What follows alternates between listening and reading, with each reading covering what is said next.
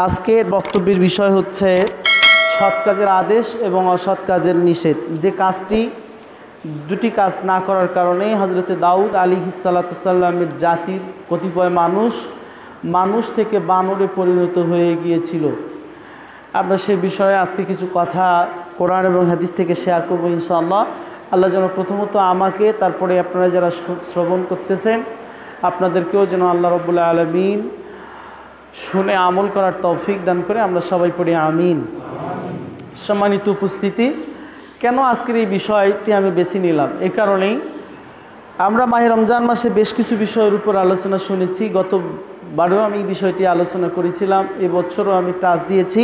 সেটি হচ্ছে সিয়াম কবুলের জন্য যে 5টি শর্ত রয়েছে, যে 5টি শর্ত যদি আপনি পূরণ করতে পারেন তাহলে আপনার সিয়ামগুলো কিন্তু কবুল হবে। আর যদি আপনি সেই 5টি শর্ত যদি কবুল করতে না পারেন, মানে আপনি শর্ত পূরণ করতে যদি আপনি না পারেন, তাহলে কিন্তু আপনার সিয়াম, যে রাসূল সাল্লাল্লাহু আলাইহি ওয়াসাল্লাম বলেছেন যে কিছু সায়েমের শুধু উপবাস থাকাই হচ্ছে কি, তাছাড়া আর কিছু হবে না। কিছু কিয়ামকারীর শুধু দাঁড়িয়ে থাকাই, আর কিছু হবে না। সুতরাং আমরা যেন সেদিকের দিকে না যাই। সে 5টি বিষয়ের সর্বশেষ বিষয় ছিল তারকুল মুসিয়াত, অর্থাৎ পৃথিবীতে যত অপছন্দনীয় কাজ রয়েছে, গর্হিত কাজ রয়েছে, নিন্দনীয় কাজ রয়েছে, সে কাজগুলো থেকে বিরত থাকা। সেই কাজগুলো থেকে বিরত থাকতে হবে আপনাকে এবং আমাকে। অপছন্দনীয় কাজগুলো থেকে বিরত থাকতে হবে। এই অপছন্দনীয় কাজগুলো থেকে যে আমরা বিরত থাকব, আমাদেরকে চেষ্টা করতে হবে যেন আমরা আমাদের ব্যক্তি জীবনে, পারিবারিক জীবনে, সামাজিক জীবনে যেন কি কোনো অন্যায় অপকর্মমূলক কাজের সাথে আমরা জড়িত না হই। সুতরাং আপনি যদি বাঁচতে চান, আমি যদি বাঁচতে চাই, তাহলে আপনাকে এবং আমাকে একটি রাস্তায় যদি আমরা যাই, একটি কর্মপদ্ধতি যদি আমরা বেছে নিই, তাহলে আমরা তারকুল মুসিয়াত, অপছন্দনীয় কাজ থেকে আমিও যেমন বাঁচবো, আমার সন্তানেরাও ঠিক ওই রকম বাঁচবে। সেটি হচ্ছে কি, মানুষকে সৎ কাজের আদেশ দেওয়া এবং অসৎ কাজের নিষেধ করা। যদি আপনি সৎ কাজের, ভালো কাজের আদেশ দেন, তাহলে দেখা যাবে যে কালের পরিবর্তনে, সময়ের পার্থক্যের কারণে বা একটা সময়ে দেখা যাবে যে সমাজের ম্যাক্সিমাম মানুষ, অধিকাংশ মানুষই কী হয়েছে, ভালো হয়েছে। আর যদি আপনি কি করেন, আমি সবাই মিলে যদি আমরা অসৎ কাজের নিষেধ করি, তাহলে সমাজের ভিতরে, রাষ্ট্রের ভিতরে বা একটা মহল্লার মধ্যে যে সমস্ত মানুষ অসৎ কর্মের সাথে জড়িত আছে, তারাও এটা ছাড়তে বাধ্য হবে। রাসূল আকরাম সাল্লাল্লাহু আলাইহি ওয়াসাল্লাম এই জন্য সৎ কাজের আদেশ, অসৎ কাজের নিষেধ করাটাকে এতটা গুরুত্বপূর্ণ মনে করেছেন। রাসূল আকরাম সাল্লাল্লাহু আলাইহি ওয়াসাল্লাম বলেন যে সৎ কাজের আদেশ দেওয়া, অসৎ কাজের নিষেধ করা এতটাই গুরুত্বপূর্ণ। রাসূল আকরাম সাল্লাল্লাহু আলাইহি ওয়াসাল্লাম বলেন যে কেউ যদি সৎ কাজের আদেশ না দেয়, অসৎ কাজের নিষেধ যদি তোমরা না করো, তাহলে তোমাদের অবস্থা এইরকম হবে। কীরকম হবে? নবী আলাইহিস সালাতু ওয়াস সালাম একটু উপমা দিয়ে, মানুষদেরকে একটা মিসাল দিয়ে, একটা দৃশ্যের কথা বলে আল্লাহ ইসলাম বুঝাতে চেয়েছেন, যেন মানুষ তার হৃদয়ের মধ্যে সৎ কাজের আদেশ দেওয়ার উপকারিতা, অসৎ কাজ থেকে নিষেধ করার যে কল্যাণ, সেটা যেন মানুষ বুঝতে পারে। মানুষ যেন বুঝতে পারে সে যদি সৎ কাজের আদেশ না করে তাহলে সে কত ক্ষতির মধ্যে পড়বে, সে যদি অসৎ কাজের নিষেধ না করে তাহলে সে কতটা ক্ষতির মধ্যে পড়ে যাবে। রাসূল সাল্লাল্লাহু আলাইহি ওয়াসাল্লাম এই দুটি জিনিস বোঝাবার চেষ্টা করেছেন। আল্লাহ রাসূল সাল্লাল্লাহু আলাইহি ওয়াসাল্লাম বলেছেন যে দেখো, সৎ কাজের আদেশ দেওয়া, অসৎ কাজের নিষেধ করা, এটার উদাহরণ হচ্ছে এরকম যে একটা মহল্লার মানুষ, একটা গ্রাম অঞ্চলের মানুষ, একটা শহরের মানুষ, একটা পাহাড়ি এলাকার বা একটা সমুদ্র এলাকার কিছু মানুষ একটা টিকিট কেটে তারা কি উঠেছে, একটা নৌযানের ভিতরে উঠেছে। রাসূল সাল্লাল্লাহু আলাইহি ওয়াসাল্লাম বলেন যে হাদিসটি মুসলিমের মধ্যে এসেছে, মিশকাতের মধ্যে এসেছে, সহিহ বুখারীর মধ্যেও হাদিসটি এসেছে। নবী ইসলাম বলেছেন যে কিছু মানুষ উঠে গেল, নিচতলায়ও কিছু মানুষ আছে বা উপরতলায়ও কিছু রয়েছে। ওয়াসাফিনাতুন, এই নৌযানটা উপরতলায়ও মানুষ আছে, নিচতলায়ও মানুষ আছে। কিন্তু আশ্চর্যের বিষয় হলো যে ওই নৌযানে পানির ব্যবস্থা হলো উপরতলা। নৌযানের মধ্যে আপনি উজুর পানি বলেন, খাবারের পানি বলেন, গোসলের পানি বলেন, তারপরে আপনি মানুষের চাহিদার যত প্রকার যে ধরনের পানি লাগবে না কেন, যতগুলো পানি লাগবে সবগুলোর ব্যবস্থা হচ্ছে উপরতলায়। সুতরাং নিচতলার মানুষেরা পানি আনার জন্য উপরতলায় চলে যায়। এতে উপরতলার মানুষের কিছু কি হয়, সমস্যা হয়, আবার নিচতলার মানুষেরও নিচ থেকে উপরে উঠতে কিছু কি হয়, কষ্ট হয়। এই তাদের সমস্যা আর এদের কষ্টের কথা দুটাই একজন মানুষ গবেষণায় নিয়ে, একজন মানুষ তার মস্তিষ্কে নিয়ে চিন্তা করলো যে আমি কেন উপরতলায় যাব, আমি যদি আমার নিচেই রয়েছে পানি, আমি যদি এই নৌযানটা কি করে দেই, ফুটো করে দেই, তাহলেই তো আমি পানি পাবো।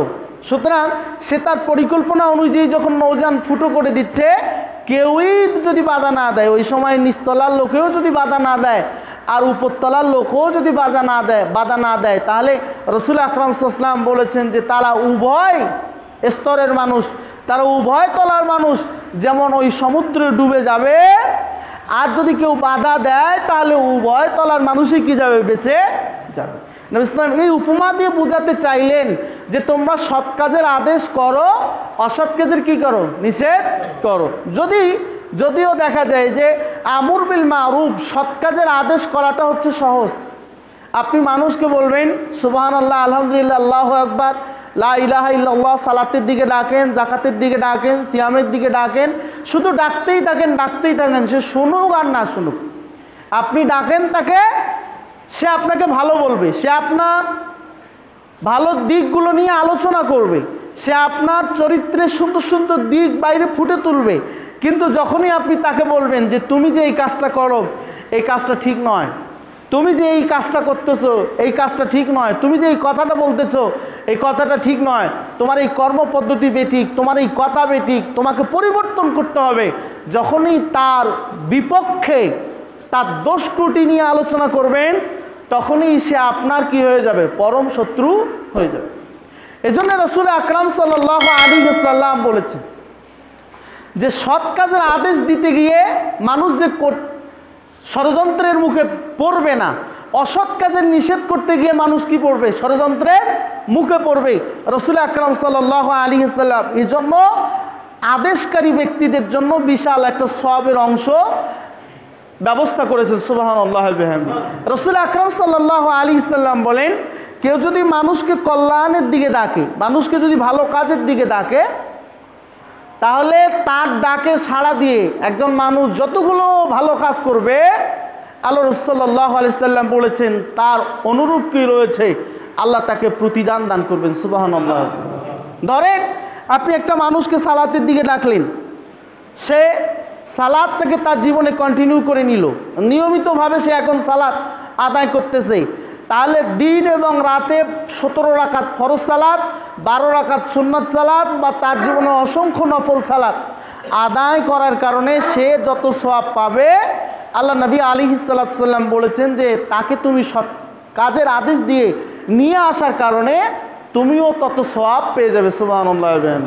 এজন্য রাসূল আকরাম সাল্লাল্লাহু আলাইহি ওয়াসাল্লাম সহিহ বুখারী কিতাবুল আযান অধ্যায় আল্লাহ নবী সাল্লাল্লাহু আলাইহি ওয়াসাল্লাম বলেছেন যে কিয়ামতের মাঠে এক শ্রেণীর মানুষের ঘাড় হবে খুব লম্বা। তারা কারা? এরা হচ্ছে মুয়াজ্জিন। এরা কারা? মুয়াজ্জিন। এরা হচ্ছে মুয়াজ্জিন। মুয়াজ্জিনদের কাঠটা লম্বা হবে। আল্লাহ রাসূল সাল্লাল্লাহু আলাইহি ওয়াসাল্লামকে সাহাবীগণ বলেন, ইয়া রাসূলুল্লাহ, যদি এই হয় অবস্থা তাহলে তো মুয়াজ্জিন সব কল্যাণে নিয়ে গেল, মুয়াজ্জিনে সব কল্যাণে নিয়ে গেল। আল্লাহ নবী সাল্লাল্লাহু আলাইহি ওয়াসাল্লাম বললেন, তাহলে তোমরা কি করবে? কুলু মিসলা, তোমরা মুয়াজ্জিন যা বলে তার অনুরূপ তোমরা বলো। মুয়াজ্জিন যা বলে তোমরা তার অনুরূপ বলো। ইল্লা কাদ কামাতিস সালাত, কাদ কামাতিস সালাত, শুধু হাইয়াল সালাহ হাইয়াল আল ফালাহ, এখানে শুধু তোমরা কি বলবে? লা হাওলা ওয়ালা কুওয়াতা ইল্লা বিল্লাহ, লা হাওলা ওয়ালা কুওয়াতা ইল্লা বিল্লাহ। শুধু এই দুটি বাক্য ছাড়া বাকি যা আছে অনুরূপভাবে তোমরা বলবে, তাহলে মুয়াজ্জিনের জন্য যত কল্যাণ তোমাদের জন্য তত কল্যাণ।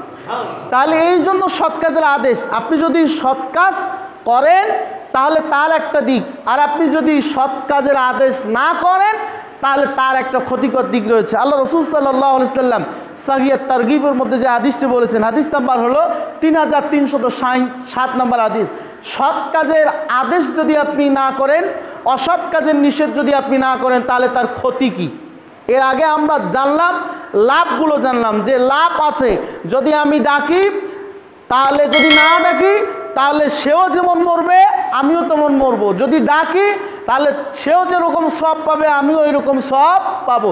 যদি না ডাকি, আমি যেমন না ডেকেছিল হযরতে দাউদ আলাইহিস সালামের জাতির এক শ্রেণীর মানুষ, হযরতে দাউদ আলাইহিস সালামের ব্যাপারে আল্লাহ নবী সাল্লাল্লাহু আলাইহি ওয়াসাল্লাম সহিহুল বুখারী কিতাবুল আযান অধ্যায়, কিতাবুল জুমা অধ্যায় প্রথম নম্বর যে হাদিসটা 876 নম্বর হাদিস, আল্লাহ রাসূল সাল্লাল্লাহু আলাইহি ওয়াসাল্লাম বলেছেন, আমরা পৃথিবীতে আসার আগে সব শেষ এসেছি। আমরা পৃথিবীতে আসার আগে সর্বশেষ এসেছি, কিন্তু মর্যাদার দিক থেকে হচ্ছি আমরাই প্রথম। সুবহানাল্লাহ ওয়া বিহামদি। কিয়ামতের মাঠে হযরত আদম আলাইহিস সালাম থেকে ঈসা ইবনে মারিয়াম পর্যন্ত যত নবী আলাইহিস সালাম এসেছিল, যত জাতিগোষ্ঠী এসেছিল, সব আমাদের আগে। কিন্তু কিয়ামতের মাঠে যেদিন আল্লাহর সামনে দাঁড়াতে হবে, সেদিন মর্যাদার দিক থেকে আমার উম্মতে মুহাম্মাদি মর্যাদার দিক থেকে আগে। সুবহানাল্লাহ। কারণ কি ইয়া রাসূলুল্লাহ? আল্লাহ রাসূল সাল্লাল্লাহু আলাইহি ওয়াসাল্লাম বলেছেন যে তাদেরকে যখন কিতাব দেওয়া হয়েছিল, তখন সেই কিতাবের ব্যাপারে তারা দ্বিমত পোষণ করেছিল। অথচ আল্লাহ পাক রব্বুল আলামিন সূরা হাশরের মধ্যে বলেছেন, লাউ আনজালনা হাযাল কুরআন আলা জাবালিন লা রাআইতাহু খাশিয়াম মুতাসাদ্দিয়াম মিন খাশিয়াতিল্লাহ। আমি এই কোরআনকে পাহাড়ের উপর নাজিল করতে চেয়েছিলাম, পাহাড় এই কোরআন নাজিল তার উপর হবে বিধায় পাহাড় এমন একটা অবস্থা হয়েছিল যে সে কাঁপতে কাঁপতে কাঁপতে কাঁপতে সমতল ভূমির মতো হয়ে যাবে, সে কোরআনের ভার বহন করতে চায়নি।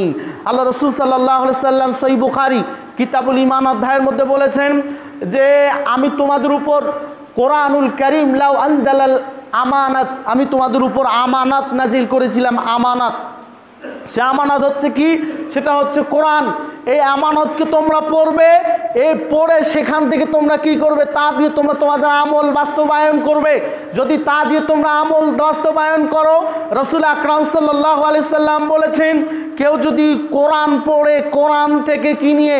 তথ্য নিয়ে, কোরআন থেকে হুকুম নিয়ে যদি কেউ আমল করে, মান আমিলা বিহি উজরা, তাহলে তার আমল আজুরাত পূর্ণ আমল হবে, তার আমলের আজুরাত কোনো দিন নষ্ট হবে না, সে আজুরাত পূর্ণ আমল করলো। সুবহানাল্লাহ ওয়া বিহামদি। আল্লাহ নবী সাল্লাল্লাহু আলাইহি সাল্লাম বলেছেন, আগে জাতিগোষ্ঠীর মানুষকে, ইহুদি এবং নাসারাদেরকে আল্লাহ কেতাব দিতে চাইলেন, কিন্তু তারা কেতাব নিতে কি করলো? অপরাগতা প্রকাশ করলো। আল্লাহ তাদেরকে দিতে চাইলেন যে তোমাদেরকে আমি কি দিলাম? তোমাদের সাপ্তাহিক একটি ইবাদতের দিন হিসাবে জুমার দিনকে দিলাম, কিন্তু তারা জুমার দিন নিল না। না নিয়ে আল্লাহ তাদেরকে কি দিলেন? আল্লাহ জুমার পরের দিন তাদেরকে দিলেন ইহুদিদেরকে, এবং তার পরের দিন দিলেন আল্লাহ নাসারাদেরকে। তার মানে ইহুদিদের ইবাদতের দিন হলো শনিবার, নাসারাদের ইবাদতের দিন হলো রবিবার। আর নবী আলাইহিস সালাতু সাল্লাম যে বললেন যে আমরা পৃথিবীতে আসার দিক থেকে সর্বশেষ, কিন্তু মর্যাদার দিক থেকে কি? সর্বপ্রথম। তাহলে ওই যে কিয়ামতের মাঠে মর্যাদার দিক থেকে আমরা প্রথম, তার একটি উজ্জ্বল দৃষ্টান্ত আল্লাহ পাক রব্বুল আলামিন মানুষের কাছে রেখে দিয়েছেন। নবী আলাইহিস সালাতু সাল্লাম বলেছেন যে ইবাদতের দিক থেকে তাদের থেকে আমরা সামনে। সুবহানাল্লাহ। তাদের দিক থেকে আমরা সামনে, কারণ তাদের ইবাদতের দিন হলো শনি এবং রবিবার, আর আমাদের ইবাদতের দিন হলো কি? ইবাদতের দিন হলো শুক্রবার, জুমার দিন। সম্মানিত উপস্থিতি, তাহলে এই যে যেরকম দুইটা দল হয়েছিল, সৎ কাজের আদেশ এবং অসৎ কাজের নিষেধ করতে গিয়ে দাউদ আলাইহিস সালাতু সাল্লামের জাতির মানুষেরা দুটি দল নয়, তিনটি দলে বিভক্ত হয়েছিল। একটা জাতি সরাসরি অন্যায় অপকর্মের সাথে লিপ্ত হয়েছিল, আর একটা জাতি দুই ভাগে বিভক্ত হয়েছিল, যারা অন্যায়কে গ্রহণ করেনি, অন্যায় কর্মের সাথে লিপ্ত হয়নি। কিন্তু আবার ওই একটি দলের মধ্য থেকে দুটি ভাগ হয়েছিল।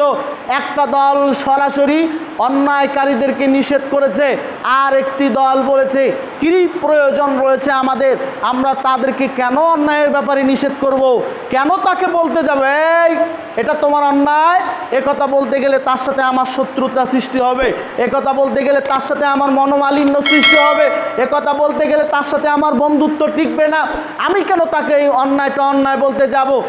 আমি অপেক্ষা করে থাকব, আল্লাহ তো একজন আছে যিনি চাইলে তাদেরকে কি করে দিতে পারে, ধ্বংস করে দিতে পারে, যিনি চাইলে তাদেরকে আযাব নাজিল করতে পারে তাদের উপর।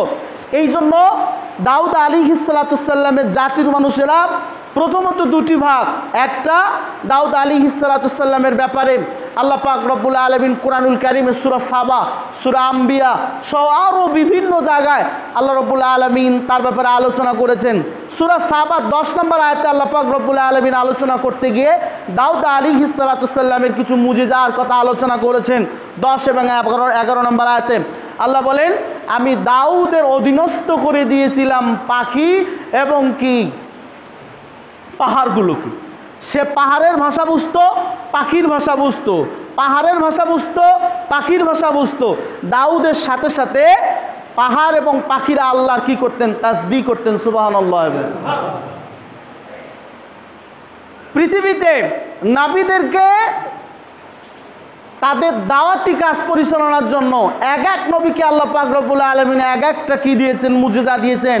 তার মধ্যে উল্লেখযোগ্য হযরত দাউদ আলাইহিস সালামকে আল্লাহ পাক রব্বুল আলামিন সূরা আম্বিয়ার ৭৮ নম্বর আয়াতে আল্লাহ রব্বুল আলামিন বলছে, আমি দাউদের জন্য লোহাকে এতটা নরম করে দিয়েছিলাম যে দাউদ যদি ওই লোহাকে হাত দিয়ে ধরতো তাহলে ওই লোহাকে কি করে হয়ে যেত, তরল পানিতে পরিণত হয়ে যেত। সুবহানাল্লাহ।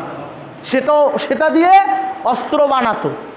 সে অস্ত্র দিয়ে তোমাদের যুদ্ধ কৌশল তোমরা শিখবে, আর এগুলো শিখে রাখবে এই জন্য যে যুগে যুগে বাতিলরা তোমাদেরকে যে হামলা করবে, তোমাদের উপর যে চড়াও হবে, তাদেরকে যেন তোমরা কি করতে পারো, এটার প্রতি উত্তর দিতে পারো।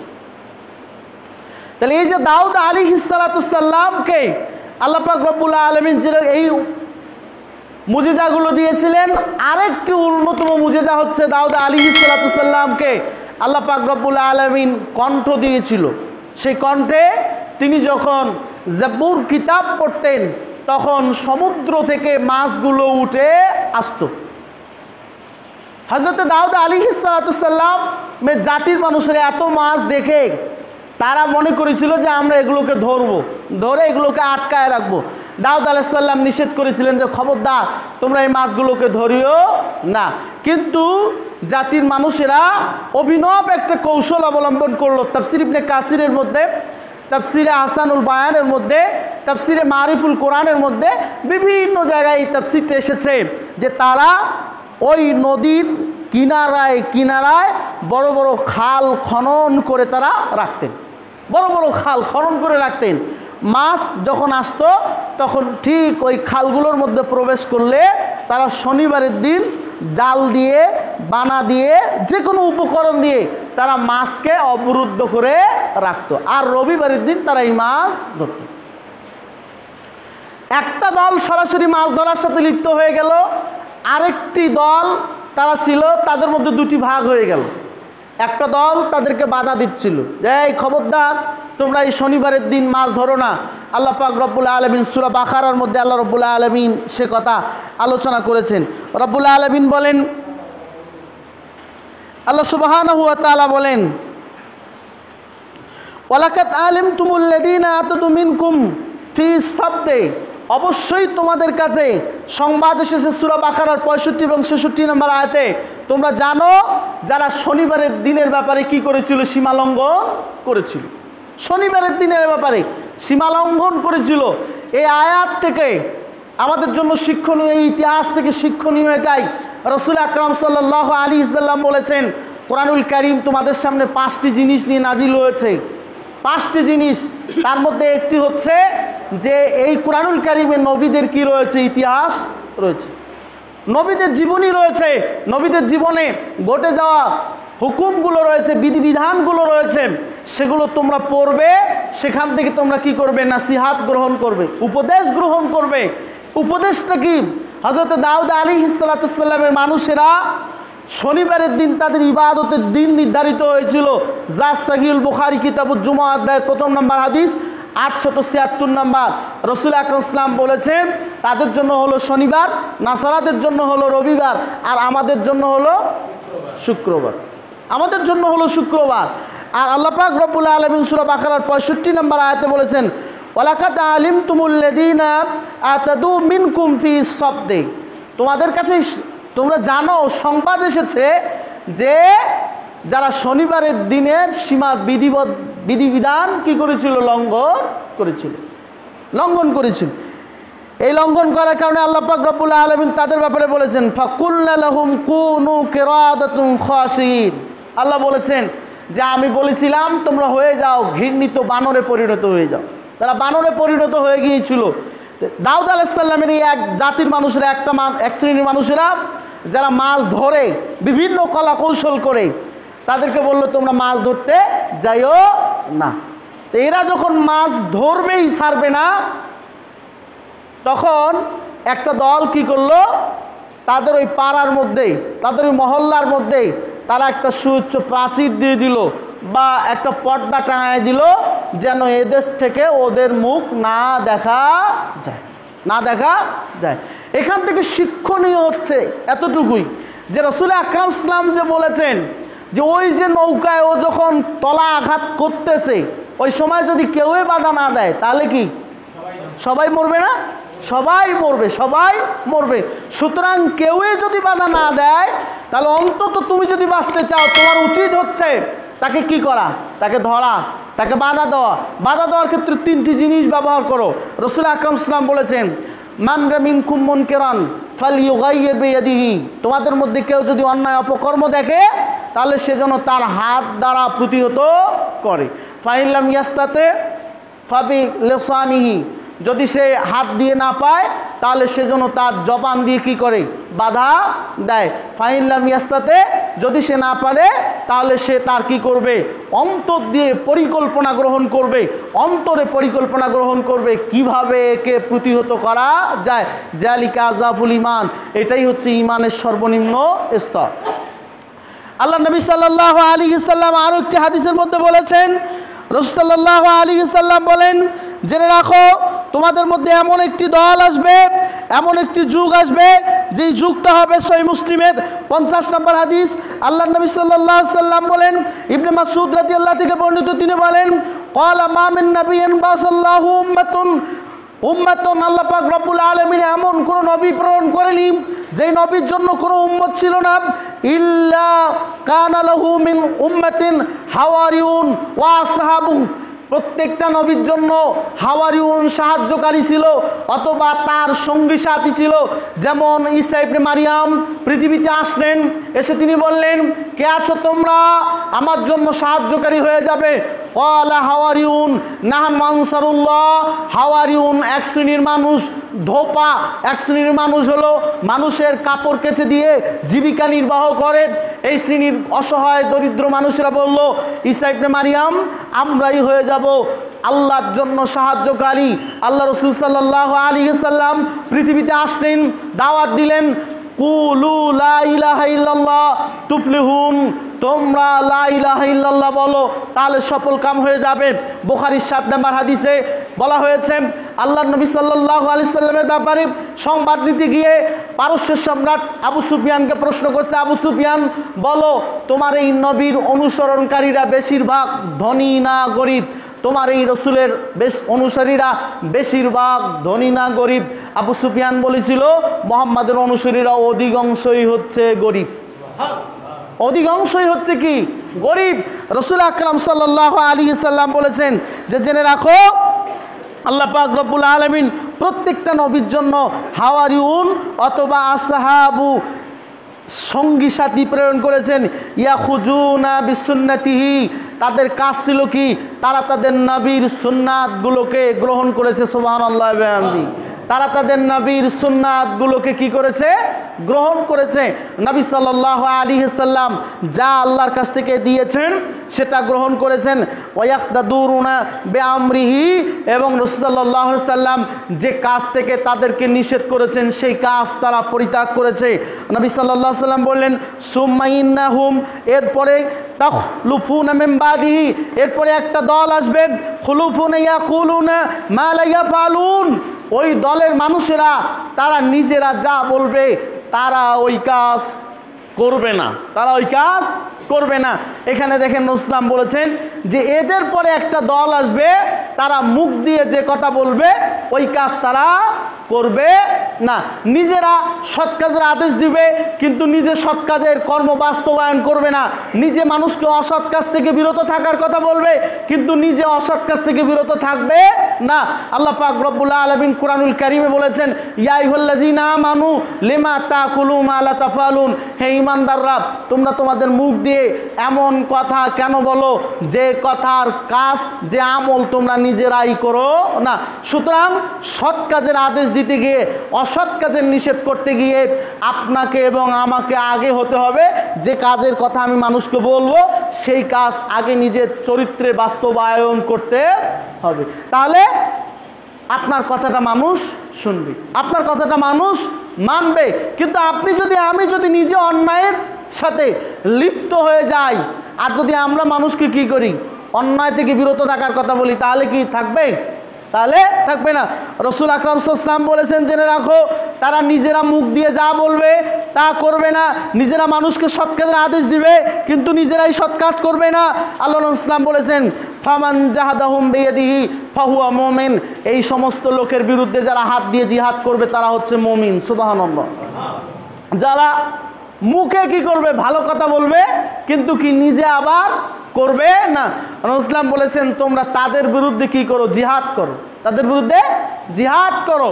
শক্তি যদি থাকে হাত দিয়ে তাদের বিরুদ্ধে লড়ো, যদি লড়ো তাহলে আল্লাহর নবী বলেছেন যে তোমরা মুমিন।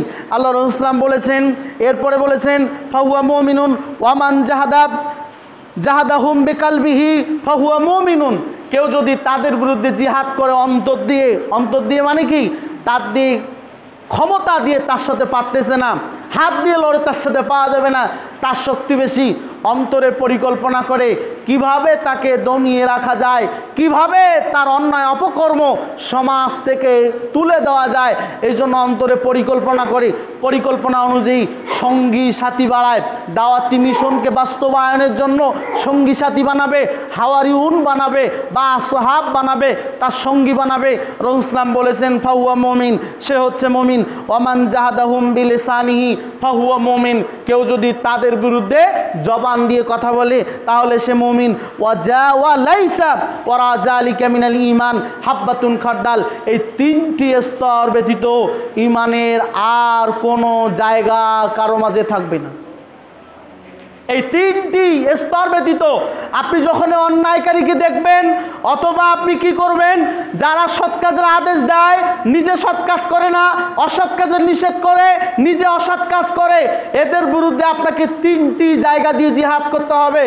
এক, হাত দিয়ে করতে হবে। দুই, মুখ দিয়ে বলতে হবে। তিন, অন্তর দিয়ে পরিকল্পনা করতে হবে। যদি আপনি এই তিনটি স্তরের কোনো এক জায়গায়ও যদি না থাকেন, আপনার কোনো এক জায়গায়ও যদি আপনার উপস্থিতি লক্ষ্য করা না যায়, তাহলে রাসূল সাল্লাল্লাহু আলাইহি ওয়াসাল্লাম বলেছেন যে ঈমানের কোনো অংশই আপনার মাঝে নেই, ঈমানের কোনো কিছুই আপনার মাঝে নেই। আপনাকে পরিকল্পনা করতেই হবে। পরিকল্পনা করেন যে এখন যদি আপনি বলেন যে আমি হাত দিয়ে বলি না, আপনি মুখ দিয়ে বলি না, অন্তরে পরিকল্পনা করি যে আমি অন্তরে পরিকল্পনা করতেছি কিভাবে কি করা যায়, অন্যায়টাকে দূরীভূত করা যায়, তা আপনি আপনার পরিকল্পনা নিয়ে একজনের সাথে পরিকল্পনাটা শেয়ার করেন।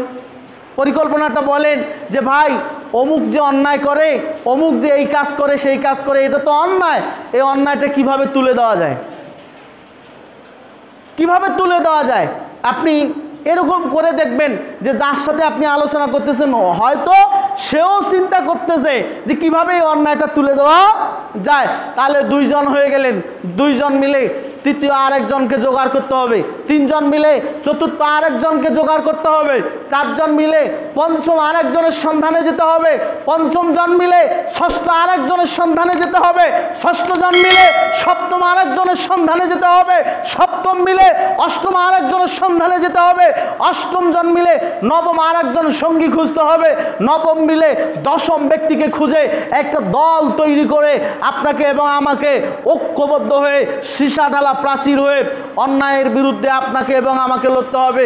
সম্মানিত হাজরিন, অন্যায়ের বিরুদ্ধে সৎ কাজের আদেশ দেওয়া, অসৎ কাজের নিষেধ দেওয়াটা এতটা গুরুত্বপূর্ণ যে আল্লাহ পাক রব্বুল আলামিন একজন পিতাকে তার সন্তানের কাছে যতগুলো ওসিয়ত তুলে ধরেছেন হযরত লোকমান আলাইহিস সালাতু সাল্লামের মধ্য দিয়ে, তার মধ্যে একটা উল্লেখযোগ্য নাসিহা হচ্ছে লোকমান আলাইহিস সালাতু সাল্লাম তার প্রিয় পুত্রকে বলছেন, ইয়া বুনাইয়া আকিমুস সালাত, হে প্রিয় বৎস সালাত কায়েম করো, ওয়া মুর বিল মারুফ, মানুষকে কি করো সৎ কাজের আদেশ দাও, ওয়া নাহা আনিল মুনকার, অসৎ কাজের কি করো নিষেধ করো, ওয়াসবির আলা আসাবাকা ইন্না মিন যালিকা আজমিল উমুর, জেনে রাখো সৎ কাজের আদেশ দিতে গিয়ে অসৎ কাজের নিষেধ করতে গিয়ে তোমার সামনে পাথরের ঢিল আসবে, তোমাকে অবরুদ্ধ করে নিয়ে যাওয়া হবে, তোমার সঙ্গী সাথীরা তোমার কাছ থেকে ছুটে পালিয়ে যাবে।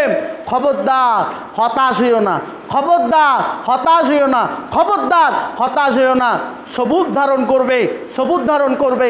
ইন্নাল্লাহ মা'আস সাবিরিন, নিশ্চয় আল্লাহ পাক রব্বুল আলামিন সবুরকারীদের সাথে আছে, সবরকারীদের সাথে আছেন। সুতরাং আপনাকে কি করতে হবে, আমাকে সৎ কাজের আদেশ অসৎ কাজের নিষেধের জন্য পরিকল্পনা করতে হবে। যেমন পরিকল্পনা করেছিলেন হযরতে দাউদ আলাইহিস সালাতু সাল্লামের জাতির ওই মানুষেরা, যখন কোনো ক্রমেই শনিবারের দিন যারা মাছ ধরে তাদেরকে বাধা দিয়ে তারা পারতেছিল না, তখন কি করলো, একটা প্রাচীর তৈরি করলো। এই প্রাচীর, আমরা তোমাদের মুখ দেখব না, তোমার সাথে সামাজিক সম্পর্ক সেট, তোমার সাথে সমস্ত লেনদেন সমস্ত কিছু তোমার সাথে আমরা বয়কট করলাম, বয়কট করে আছি। আর এক শ্রেণীর মানুষ বলছে, আল্লাহ পাক রব্বুল আলামিন তাদেরও কথা তুলে ধরেছেন। আল্লাহ পাক রব্বুল আলামিন সূরা আরাফের 164 নম্বর আয়াতে বলেন, ওয়াইজ ক্বালাত উম্মাতুম মিনহুম লিমা তাগিজুন কাওমুল্লাহ মুহলিকুম আও মুআযযিবুহুম আযাবান শাদীদা। হযরতে দাউদ আলাইহিস সালামের জাতির এক শ্রেণীর মানুষ বলছে যে তোমরা কেন ওদেরকে বাধা দাও, কেন আমরা ওদেরকে বাধা দেব, বাধা দিয়ে ওদেরকে আমরা আমাদের জীবনের শত্রু বানাবো, কোনো প্রয়োজন নেই। কি হবে, মুহলিকুম, আল্লাহ ওদেরকে ধ্বংস করে দিবেন, আও মুআযযিবুহুম আযাবান শাদীদা, অথচ আল্লাহ পাক রব্বুল আলামিন অথবা আল্লাহ তাদের জন্য কঠিন আযাব প্রেরণ করবেন, কঠিন আযাব প্রেরণ করবেন। আমরা কেন ওদেরকে বাধা দেব? আজকেও সমাজের বুকে, দেশের বুকে, রাষ্ট্রের বুকে এই মধ্যম কথাটা যে দলটা মানুষরা বলেছিল, এই কথার অনুসারীরা কম না বেশি? এই কথার অনুসারীরাই হচ্ছে কি বেশি। অন্যায়কারী একটা দল আর হচ্ছে কি এক শ্রেণীর মানুষ আমরা বলি কিন্তু ও করতেছে করো, ওকে কেন আমি বাধা দিব, বাধা দিতে গিয়ে আমি কেন বেকার ওর সাথে কী পারবো, ফাসাদে পড়ে যাব, আমার ওকে বাধা দেওয়ার কোনো দরকার নেই। তাহলে আর দাউদ আলাইহিস সালামের জামানায় একটা দল সরাসরি বাধা দিল, বাধা দিয়ে যখন পাচ্ছিল না তখন তাদের সাথে সম্পর্ক ছেদ প্রাচীর নির্মাণ করলো। একদা একদিন সকালে উঠে তারা প্রাচীরের ওই পাশ থেকে কোনো হই হাল্লা শব্দ শুনতে পাচ্ছিল না। তখন তারা উকি মেরে দেখলো যে কি ব্যাপার, দেখি একটু উকি মেরে দেখলো যে আল্লাহ পাক রব্বুল আলামিন যে বলেছে ফাকুলনা লাহুম কুনু কিরাদাতুন খাসিন, আল্লাহ যে বলেছেন যে তোমরা হয়ে যাও ঘৃণিত বানরে, সব মানুষগুলো বানরে পরিণত হয়েছে। নাউযুবিল্লাহ। আল্লাহ পাক রব্বুল আলামিন কুরআনুল কারীমে আল্লাহ সুবহানাহু ওয়া তাআলা শুধু যদি হযরতে দাউদ আলাইহিস সালামের জাতির মধ্য থেকে একটা জাতিকে যদি আল্লাহ বানরে পরিণত করতেন তাহলে কোনো কথা ছিল না, কিন্তু আল্লাহ পাক রব্বুল আলামিন মাছ ধরা ব্যক্তিদের সাথে আরও একটা দলকে আল্লাহ বানরে পরিণত করেছিল, আরও একটা দলকে বানরে পরিণত করেছিল। আল্লাহ পাক রব্বুল আলামিন সূরা মায়েদার ৭৮ এবং ৭৯ নম্বর আয়াতে আল্লাহ সেই কথাগুলো তুলে ধরেছেন। আল্লাহ পাক রব্বুল আলামিন বলেছেন, জেনে রাখো আমি লুইনাল্লাযীনা কাফারু মিন বানি ইসরাঈল আলা লিসানি দাউদ ওয়া ঈসা ইবনে মারইয়াম যালিকা বিমা সাও ওয়া কানু ইয়াতাদুনা কুনু ইয়াতানুহুনা আনিল মুনকার ফাআলুহু লা বিসা মা কানুহু ইয়াফআলুন ওয়া লুইনাল্লাযীনা কাফারু মিন বানি ইসরাঈল আলা লিসানি দাউদ ওয়া ঈসা ইবনে মারইয়াম। আল্লাহ রাব্বুল আলামিন দাউদ আলাইহিস সালামের কণ্ঠে এবং ঈসা ইবনে মারইয়াম এই দুইজন নবী দিয়ে আল্লাহ পাক রব্বুল আলামিন বনি ইসরাইল অর্থাৎ ইহুদি এবং নাসারাদেরকে আল্লাহ সুবহানাহু ওয়া তাআলা দুইজন নবী কি করেছে, তাদেরকে লানত করেছে এই জন্যে যে তারা কি করেছিল, নিজেরা অন্যায় করেছে এবং অন্যায়কারীদেরকে তারা কি করে নাই, বাধাও দেয় নাই। বা তাদের মধ্য থেকে একটা দল হয়েছিল যারা অন্যায় করেও নি, অন্যায়ের সাথে বাধাও দেয়নি। আল্লাহ সুবহানাহু ওয়া তাআলা বলেছেন সূরা আরাফের 165 আবার 166 নম্বর আয়াতে আল্লাহ বলেন যে এই যে তিনটা দল হয়ে গেল দাউদ আলাইহিস সালামের জাতির মানুষের মধ্যে, একটা মাছ ধরে, একটা মাছ ধরে না, বাধা দেয়, আর একটা বাধাও দেয় না, মাছও ধরে না, মাছও ধরে না, আবার বাধাও দেয় না। আল্লাহ রাব্বুল আলামিন 7 নম্বর সূরা আরাফের 65 এবং 66 নম্বর আয়াতে আল্লাহ বলেছেন ফালাম্মা নাসামা যুকিরা বিহি ওয়ান জাইনাল্লাযীনা ইয়ানহাউনা আনিস সাইয়্যা ওয়া আখাযনাল্লাযীনা যালামু বিআযাবিন বিইসিন বিমা কানুহু ইয়াফসুকুন ফালাম্মা আতাও আন মা নুহু আনহু ফাকুলনা লাহুম কুনু কিরাদাতুল খাসিন। আল্লাহ বললেন যে দেখো ফালাম্মা নুসু মা যুকিরা, আমি তিনটা দল থেকে একটা দল যেহেতু সৎ কাজের আদেশ করেছে, ওদেরকে বলেছে মাছ ধরিও না, আমি শুধু এই দলটাকে বাঁচিয়ে নিয়েছিলাম। সুবহানাল্লাহ, এই দলটাকে বাঁচিয়ে নিয়েছিলাম। ওয়ান জাইনাহুল্লাযীনা ইয়ানহাউনা আনিস সু, আমি তাদেরকে বাঁচিয়ে নিয়েছি যারা অন্যায় করতে, মানুষকে অপকর্ম করতে কি করেছে, নিষেধ করেছে। ওয়া খাযনাল্লাযীনা যালামু বিআযাবিন, আর আমি ওদেরকে ধরে ফেলেছিলাম যারা কি করেছিল, জুলুম করেছিল, এবং এই জুলুমের কর্মের ব্যাপারে যারা করেও নাই এবং বাধাও দেয়নি, আমি এদেরকেও ধরেছিলাম। সুতরাং দাউদ আলাইহিস সালামের জাতির মানুষের ইতিহাস থেকে আমাদের বোঝা যায় যে আমাদের কি করতে হবে, সৎ কাজের আদেশ দিতে হবে, অসৎ কাজের আমাদের কি করতে হবে, নিষেধ করতে হবে। রাসূল আকরাম সাল্লাল্লাহু আলাইহি ওয়াসাল্লাম আরেকটি হাদিসের মধ্যে বলেছেন যে দেখো তোমরা যদি সৎ কাজ না করো আর অসৎ কাজের যদি নিষেধ না করো, তাহলে তোমরা তোমাদের ভাগ্য পরিবর্তনের জন্য, তোমাদের সন্তান সন্ততিদের পরিবর্তনের জন্য তোমরা যা কিছু চাওয়ার জন্য আল্লাহর কাছে দোয়া করবে, কিন্তু ওই দোয়া আল্লাহর কাছে কবুল হবে না। সুতরাং একটি কর্ম মানুষ যদি না করে, তাহলে দোয়ার যে দরজা রয়েছে সেই দরজা আল্লাহ বন্ধ করে দেয়। একটি কর্ম যদি মানুষ না করে, তাহলে দোয়ার যে দরজা রয়েছে, দোয়া কবুলের যে দরজা, সেই দরজা আল্লাহ পাক রব্বুল আলামিন বন্ধ করে দেয়। সৈয়দ তারগিবের 3307 নম্বর যে হাদিস, আল্লাহ রাসূল ইসলামের প্রিয় সাহাবী হুযায়ফা রাদিয়াল্লাহু থেকে বর্ণিত, তিনি বলেন আল্লাহ রাসূল সাল্লাল্লাহু আলাইহি ওয়াসাল্লাম বলেছেন আল্লাযী নাফসি বিয়াদিহি লা তা'মুরুন্না বিল মারুফ ওয়া তানহাউনা আনিল মুনকার। আল্লাহর কসম করে রাসূল বলেছেন তোমরা যদি সৎ কাজের আদেশ না দাও, অসৎ কাজের যদি তোমরা নিষেধ না করো, তাহলে আল্লাহ পাক রব্বুল আলামিন কি করবেন, লা আনিল মুনকার ওয়ালা ইউসিকান্নাল্লাহ আন ইয়াবাসা আলাইকুম আযাবান, তাহলে অতি শিগগির আল্লাহ তোমাদের উপর আযাব প্রেরণ করবেন। কি করবেন? আল্লাহ তোমাদের উপর আযাব প্রেরণ করবেন। আজকে এই যে দেখেন করোনা মহামারী, এটা আমাদের উপর আযাব না? আমাদের উপর আযাব। আমরা এই আযাব থেকে আজকে গোটা পৃথিবী বাঁচতে চাই। গোটা পৃথিবীর চিকিৎসা বিজ্ঞান ফেল মেরেছে, গোটা বিশ্বের প্রযুক্তি ফেল মেরেছে, গোটা বিশ্ব আজকে যার কাছে ধর্ণা দিয়েছে তিনি কে? আল্লাহ। আল্লাহর কাছে আমরা সবাই বাঁচতে চাচ্ছি, কিন্তু আল্লাহ পাক রব্বুল আলামিন আমাদের ডাকের জবাব দিচ্ছেন না।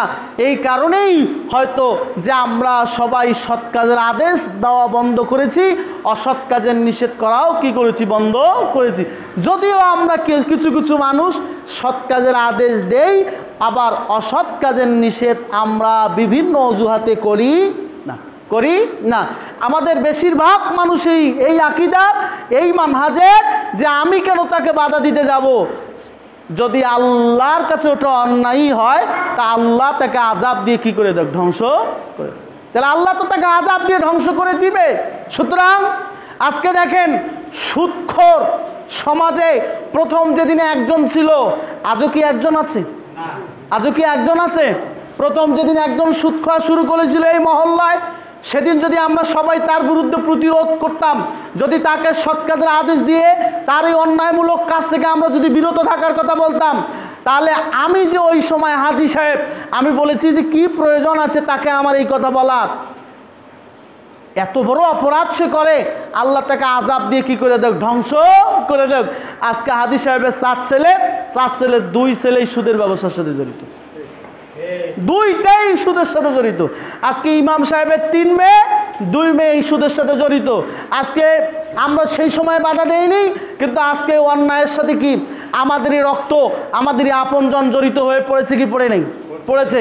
সুতরাং মানুষকে যদি আপনি যদি তারকুল মুসিয়াত, আপনি যদি অন্যায় অপকর্ম থেকে যদি বাঁচতে চান, তাহলে আপনার এবং আমার করণীয় হচ্ছে সমাজের প্রত্যেকটা জায়গায় সৎ কাজের আদেশ দিতে হবে, অসৎ কাজের কি করতে হবে, নিষেধ করতে হবে।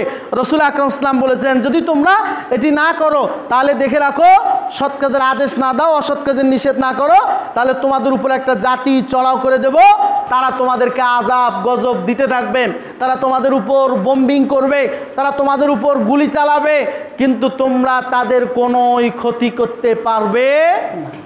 ক্ষতি করার ক্ষমতা তোদের নাই, ক্ষমতা শেষ। সুতরাং সেই সময়ে তোমরা একজনের ক্ষমতার উপর কি থাকবে, বিশ্বাস করবে। একজনের ক্ষমতা তোমাদের প্রয়োজন হবে, তার নাম হচ্ছে কি, আল্লাহ। আল্লাহর ক্ষমতা তোমরা চাইবে, কিন্তু যে আল্লাহর কাছে চাইবে এই চাওয়া তোমাদের কবুল হবে না, কবুল হবে না। আল্লাহ রাসূল সাল্লাল্লাহু আলাইহি ওয়াসাল্লাম বলেছেন যে ওই সময়ে মিনহুম সুম্মা তাদউনাহু ফালা ইস্তাজাবু লাকুম, ওই সময় তোমরা আল্লাহকে ডাকবে কিন্তু আল্লাহর কাছে তোমাদের ডাক কবুল হবে না। সুতরাং বিনীত অনুরোধ করি, বিনীত আহ্বান করি আজকের এই জুমায় আমি আপনাদেরকে বলবো যে সিয়াম কবুলের জন্য যে 5টি শর্ত, তার মধ্যে ওই তারকুল মুসিয়াতের একটি উল্লেখযোগ্য কাজ হচ্ছে মানুষকে সৎ কাজের কি করা, আদেশ করা, অসৎ কাজের নিষেধ করা। সৎ কাজের আদেশ, অসৎ কাজের নিষেধ করতে গিয়ে প্রথম আপনার জন্য আমার জন্য করণীয় হচ্ছে যে কাজের আদেশ আমি মানুষকে দিব, ওই কাজটা আগে নিজে আমার জীবনে কি করা, ফুটিয়ে তোলা। আমি আগে আমার জীবনে কি করব, ফুটিয়ে তুলব। আর যে কাজটার বিষয়ে আমি নিষেধ করব সেই কাজটা থেকে আমি আগে বিরত থাকব। আল্লাহ পাক রব্বুল আলামিন আমাদেরকে তারকুল মুসিয়াত, অপছন্দনীয় কাজ থেকে আল্লাহ বিরত থাকার তৌফিক দান করুক। আমরা সবাই পড়ি আমিন। আমরা সবাই পড়ি আল্লাহুম্মা ইন্নী আউযু বিকা মিনাল মুনকারাতিল আখলাক ওয়াল আমাল ওয়াল আহওয়া। আল্লাহ আমাদের অসৎ চরিত্র থেকে এবং কি অসৎ আমল থেকে আল্লাহ পাক রব্বুল আলামিন আমাদের বিরত থাকার তৌফিক দান করুক। আমরা সবাই পড়ি আমিন। সম্মানিত উপস্থিতি, আপনাদেরকে বিনীতভাবে বলবো, আমি আল্লাহুম্মা সাল্লি আলাইহি আল্লাহুম্মা বারিক আলাইহি, আমি মাহে রমজানের পরে আপনারা অনেকেই বিভিন্ন কর্ম নিয়ে ব্যস্ত হয়ে পড়েছেন, যার কারণে আমি আপনাদের সামনে নফল সিয়ামের ব্যাপারে কোনো আলোচনা করিনি। আল্লাহ পাক রব্বুল আলামিন সূরা আহজাবের 35 নম্বর আয়াতে 10 শ্রেণীর মানুষের জন্য আল্লাহ রব্বুল আলামিন ওয়াদা দিয়েছেন, আ'আদ্দালাহুম আজরান আযীমা, তাদের জন্য রয়েছে কি মহা প্রতিদান। আল্লাহ তার মধ্যে ওয়াস-সাগিমিনা ওয়াস-সাগিমাত, সিয়াম পালনকারী পুরুষ এবং আল্লাহুম্মা সাল্লি আলাইহি আল্লাহুম্মা বারিক আলাইহি, সিয়াম পালনকারী পুরুষ এবং সিয়াম পালনকারী নারী, যে সমস্ত পুরুষ এবং নারী সিয়াম পালন করবে 10 শ্রেণীর মানুষের মধ্যে তারাও উল্লেখযোগ্য একটা শ্রেণী। সুতরাং বেশি বেশি সিয়াম দেওয়ার চেষ্টা করবেন। রাসূল আকরাম সাল্লাল্লাহু আলাইহি ওয়াসাল্লাম মিশকাতুল মাসাবির, আল্লাহ রসুল সাল্লাল্লাহু আলাইহি ওয়াসাল্লাম মিশকাতুল মাসাবির 2047 নম্বর যে হাদিসটা রয়েছে, নবী সাল্লাল্লাহু আলাইহি সাল্লাম বলেছেন, মান সামা রমাজান, কেউ যদি রমজান মাসে কি করে সিয়াম পালন করে, মান সামা রমাজান সুম্মা আতবাহু সিত্তাম মিনাস শাওয়াল কানা কাসিয়ামিন দাহরিন। সুবহানাল্লাহ বিহামদি। সহিহুল মুসলিমের হাদিস, রাসূল আকরাম সাল্লাল্লাহু আলাইহি ওয়াসাল্লাম বলেছেন, কেউ যদি রমজান মাসে সিয়াম দেয়, সিয়াম দেওয়ার পর রমজানের পরে যে মাস সেটি হচ্ছে শাওয়াল মাস। শাওয়াল মাসে 6টি সিয়াম রয়েছে। শাওয়াল মাসে কয়টি সিয়াম আছে? 6টি। কেউ যদি এই 6টি সিয়াম দেয় তাহলে সে যেন সারা বছর সিয়াম দিল। সুবহানাল্লাহ। এই 6টি সিয়াম, এই মাসে 6টি সিয়াম রয়েছে। আজকে হচ্ছে 15ই শাওয়াল আমাদের দেশীয় অনুযায়ী, আর সৌদি চাঁদ অনুযায়ী 16ই শাওয়াল। সুতরাং আজ থেকে আরও বেশ কিছু দিন রয়েছে।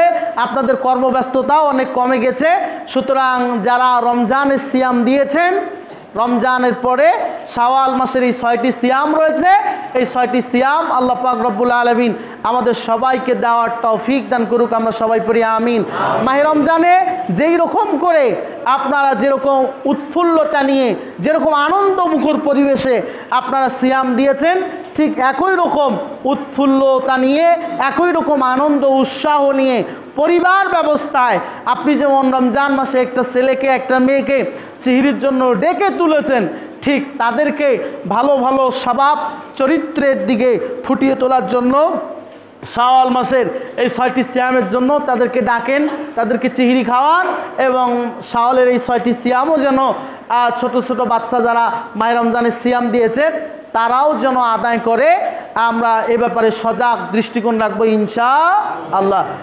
আমি উদাত্ত আহ্বান জানাই, আগামীকালকে থেকে 6 দিন যেন এই মাহে রমজানে যেরকম এই মসজিদে পুরা মাসব্যাপী ইফতার প্রোগ্রাম চলেছে, প্রতিদিন যেমন আমরা 60-70 জন এখানে ইফতার করেছি, বাকি 6 দিন অর্থাৎ শনিবার থেকে যেন এখানে আমরা 10 মিলে যেন কি করতে পারি, শাওয়ালের একটা ইফতার প্রোগ্রামের আয়োজন আমরা করতে পারি।